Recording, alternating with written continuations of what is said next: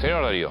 Antonio, bueno, hicimos un repaso de 10 hitos políticos que marcaron este 2022. Un año, te diría que a nivel de política internacional, muy pesado, ¿no? Muy pesado, con un hecho... por la invasión, claro. Con un hecho que probablemente sea el hecho de la década que fue la invasión de Rusia y Ucrania. Todo lo que cambia en el mundo a partir de esto, porque de acá podríamos derivar infinidad de hechos, digo. Completo, sí. Crisis energética global, crisis la inflación alimentaria. en el mundo. La inflación en el mundo sería inexplicable sin tener en cuenta la invasión.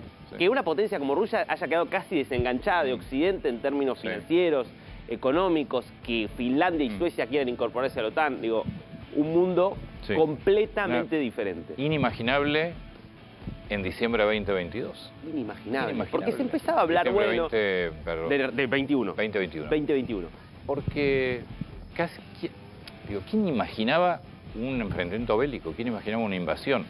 Había tensión. Había tensión, había un despliegue militar, pero se decía, bueno, puede haber algún escarceo, algo puntual, pero una guerra plena. ¿Cómo en un día te cambia el mundo? Porque realmente cambió el mundo. Y la decisión de una persona. Sí, y de una persona. Y la decisión de una persona. Porque es verdad que había otros... Pero no es que había un consenso generalizado en Rusia decir que de ir por esto. Esto fue una cosa muy de... Lo que vos decís es perfecto. Es como la decisión de una persona... Es increíble. De un día para otro te cambia el mundo. ¿Por qué cambió el mundo? Hoy no es el mismo mundo que en diciembre de 2021. Es otro. Ni hablar aparte de los... Hay otros órdenes políticos. Decenas de miles de muertos, digo, todo la cantidad de refugiados que tenés. Millones de refugiados. La inflación, así como una persona genera que el mundo entre en un periodo inflacionario. Es una cosa... Bueno, la crisis energética que está viviendo hoy Europa, digo, que están quemando carbón de vuelta, que están haciendo ahorro de energía en todas estas cosas impensables. Fíjate que casi que no tenés hechos relevantes hasta recién mitad de año, porque estaba todo tan capturado por la guerra, y vas a ver otros hechos importantes, sobre todo a partir de julio. Renuncia de Boris Johnson, ¿no? Después de lo que fue aquel... Bueno, acá es una renuncia por un terrible... Primero, todas las fiestas que aparecieron. Fue determinante. Sí, igual un Boris Johnson que la decisión del Brexit no tuvo el resultado que se esperaba. Bueno, no midieron consecuencias. Estás hablando del primer ministro del Brexit, digo, el que lo había impulsado antes de ser primer ministro, el que lo ejecuta siendo primer ministro, graves consecuencias económicas para el Reino Unido, pierde mercados, claramente tiene dificultades para encontrar trabajadores, desabastecimiento, lo hemos mostrado, pero lo que lo termina liquidando es realmente que seguían apareciendo escándalos, seguían apareciendo imágenes, seguían apareciendo videos, hasta que hay un punto que se vuelve insostenible. Le pasó lo mismo que a Alberto Fernández acá. Claro, las reacciones son diferentes. Bastante diferentes, son diferentes. Sí. Renuncia a Boris Johnson. Mismos escándalos, diferentes resultados. Sí. El magnicidio de Shinzo Abe, ¿viste que parece que pasó en otra era? Cierto, tenés razón. Pero el magnicidio de Shinzo Abe, algo impensado. No, además filmado. Filmado, ¿no? Acá tenemos justo la imagen. Ex primer ministro de Japón, estaba dando un discurso político y aparece un hombre, un delirante, con un arma casera, le dispara atrás y lo mata. Aparte, la razón, un sinsentido absoluto. Él creía... Estaba convencido de que pertenecía a una secta a la que ni pertenecía a Abe, todo un delirio. Aparte un hecho de violencia política que en Japón es histórico, o sea, nunca... No tenés. En los últimos 30, 40 años ningún tipo de episodio de violencia, casi que no tenés episodios de violencia en Japón, mucho menos de violencia política. De hecho no es que, bueno, a partir de ahí se dice, no, fue un loco que fue, y de hecho por eso no había ninguna medida de seguridad ni nada. Pero un hecho altamente conmocionante en la política mundial. Cuarto. Seguimos.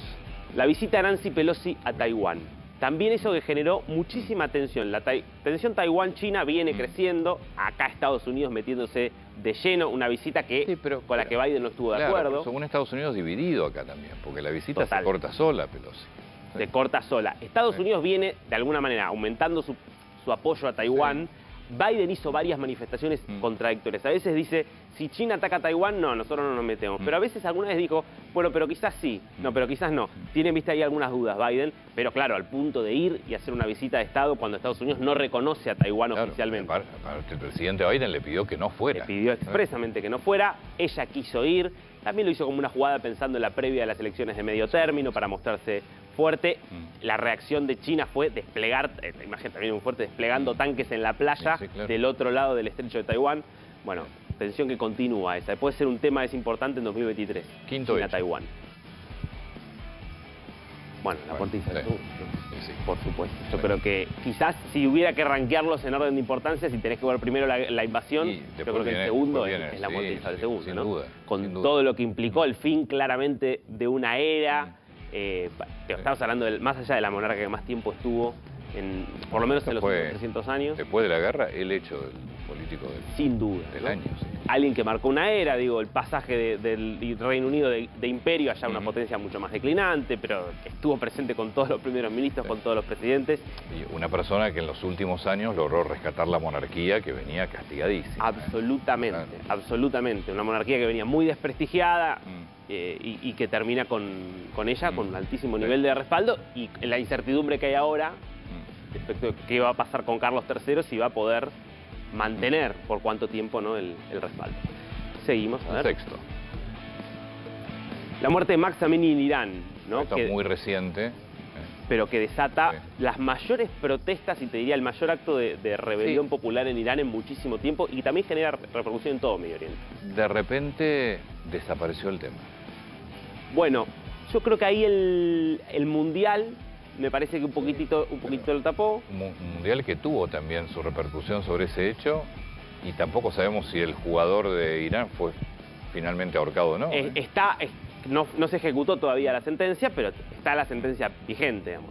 O sea, todo el pedido que había para que el exjugador iraní de 26 años, que jugaba en una liga menor dentro de Irán, porque había participado justamente de estas protestas, y bueno, todo el pedido que se hizo a escala global, con grandes figuras diciendo, por favor, que no lo maten. Eso no le hicieron caso, pero tampoco lo ejecutaron aún.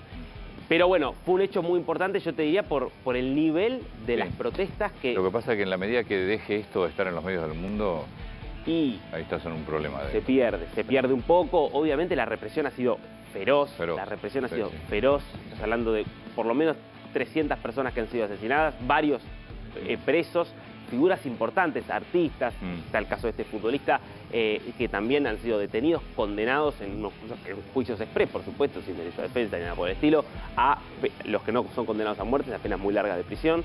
Es un fenómeno complicado. Bueno, de hecho la policía de la moral la revisaron un poquito, menos de nombre. Séptimo. El triunfo de Giorgia Meloni en Italia. Bueno, a ver, ¿por qué lo traemos a colación? Primero, primera mujer que llega al poder en Italia, por primera vez en la historia una mujer, y que tiene la coalición, yo te diría, más corrida a la derecha de la historia italiana. Vamos a ver cómo le va. Vamos a ver cómo le va. Por ahora viene teniendo un gobierno normal, sin haber hecho grandes modificaciones, pero que tiene justamente este fenómeno, ¿no? Uno más. Nos faltan dos, ¿no? Tres. Con este nos faltan dos. Y China le entrega todo el poder a Xi Jinping. Este sí creo que es un hecho significativo, muy significativo. Sí, porque te valida casi una dictadura, te la revalida. Bueno, te la revalida. Y digo, una dictadura ya era, no es que era un gobierno no dictatorial. Te revalida la dictadura unipersonal. Eso, unipersonal. Lo que implica pasar de un régimen donde el poder está más repartido entre una cúpula, ¿no? Que era la cúpula del partido, a una dictadura mucho más unipersonal, parecido a lo que era ya en los tiempos de Mao Zedong. Y ratificando muchas decisiones también muy controvertidas por parte de Xi una Jinping, China que se está debatiendo entre seguir abierta o empezar ya empezó a cerrarse, entre seguir abierta o ir todavía acentuando el cierre otra vez hacia el Estado. Bueno, viene, yo te diría, ganando cada vez más papel el Estado.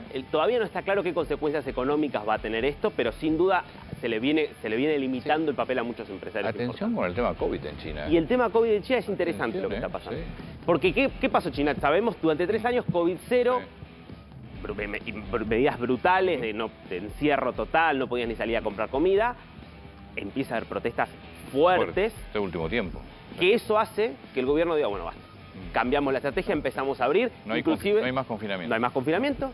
Desde el 8 de enero se prohíbe, ya deja de haber cuarentena para los viajeros que vienen desde el exterior, a lo que lo hablábamos, Antonio, ¿te acordás? De la cantidad de empresarios y cosas que no podían ir. De mandar gente a China. Exactamente, eso se habilita, pero eso se da en un momento de un brote muy importante. Sí, de versión Omicron, porque la versión que están teniendo ahora es Omicron. Totalmente. Pero no hay más confinamiento. No sé si hay ni testean ya prácticamente ahora, porque no se saben las cifras. Ya no da las cifras a nivel internacional, a nivel oficial. Hay mucho autotesteo ahora, pasó a ser más como es en el resto del mundo. Pero digo, hay que prestarle atención, porque hay que prestarle atención qué pasa con China sin confinamiento, con un pico de contagio muy alto, como se sabe que está pasando, pero sin cifras, ¿qué pasa con...? Saliendo al mundo. Claro. Y saliendo al mundo porque justamente ya no tenés confinamiento. Porque Por lo pronto, no se sabe que tampoco hay datos de la vacunación de China. no. Siempre fue muy brumoso eso. Claro. A veces dijeron estaban todos vacunados, a veces no. También la eficacia de alguna de las vacunas chinas siempre estuvo un poco en claro, de hecho cuestión. hay una que realmente era muy poco eficaz. Exactamente. Y bueno, de hecho, vos hoy tenés que casi toda Europa, no todas, pero muchos países europeos y Estados Unidos están estableciendo específicamente para los que vienen de China testeo obligatorio, que en otros casos no. Bueno, el triunfo de Lula, Y el último, sin el duda. triunfo de Lula es un hecho importante, por supuesto, en América Latina, lo que implica, bueno, ya lo contábamos antes del anuncio de los 37 ministros que van a componer el gabinete. Asume mañana. Asume el domingo. Es un liderazgo que va a ser diferente para América Latina, puede llegar a destrabar el acuerdo de Unión Europea-Mercosur. Un Lula que asume con cámaras en contra, ¿eh? O sea, está obligado a negociar. Bueno, por eso el ministerio extra large que anunció. Sí. Brasil pasa de 22 ministros a 37. ¿Por qué? Porque mete a nueve partidos diferentes representados en el ministerio para que después le den apoyo parlamentario. Bueno, el último es la crisis en Perú. Y la última crisis en Perú, autogolpe de Pedro Castillo, arresto, y por supuesto, bueno, y también un fenómeno muy curioso, ¿no? Digo, de los otros gobiernos de la región hablando en defensa de Castillo. Sí, algunos después se corrieron, después volvieron, una cosa... Pero vos lo ves a Petro, por ejemplo, en Colombia, se sigue manteniendo como, bueno, esto fue un golpe de Estado contra Castillo, cuando claramente anunció la suspensión de la Constitución, el cierre del Congreso, una declaración de un estado de emergencia permanente. Pedro Castillo anuncia esto es un autogolpe. O sea, es lo mismo que hizo Fujimori, lo mismo, palabra por palabra, que había hecho Fujimori 30 años antes. Rompiste el Estado de Derecho. Anuncia, de hecho, que iba a empezar a gobernar por decreto, una cosa absurda, pero bueno, está esta cuestión tan ideologizada que sigue estando vigente para analizarla. 10 hechos muy importantes en este 2020.